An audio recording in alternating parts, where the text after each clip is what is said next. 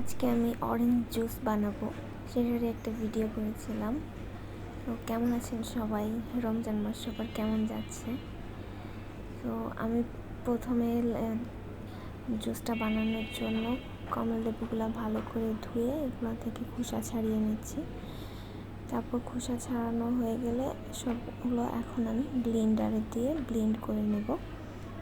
ব্লেন্ডারে দিয়ে এখন এটাকে আমি ব্লেন্ড করে ভালো করে সেঁকে নেব। এখানে আমি কোনো প্রকার চিনি অ্যাড করি নাই। তো এই যে আমার ব্লেন্ড করা শেষ। এখন এটাকে আমি একটা বড় একটা ছাঁকনি দিয়ে ভালো করে সেঁকে নিচ্ছি। এর ভেতর কোনো কিছুই দানা টানা কিছুই থাকবে না। দেখতে পাচ্ছেন কতটা ঘন হয়েছে, তেমন হালকা একটু পানি অ্যাড করেছিলাম। এই যে এখন এগুলাকে আমি গ্লাসে সার্ভ করে নিচ্ছি। একদম ফ্রেশ অরেঞ্জ জুস, এর ভেতর কোনো সুগার টুগার কিছুই নাই। তো এই যে আমার লেমন জুস রেডি। কিছু কিছু জিনিসের কালার দেখলেই মনে শান্তি, খাওয়া লাগে না। তো তেমনই ছিল আজকের এই অরেঞ্জ জুসটা। তো কেমন লাগে সবাই জানাবেন।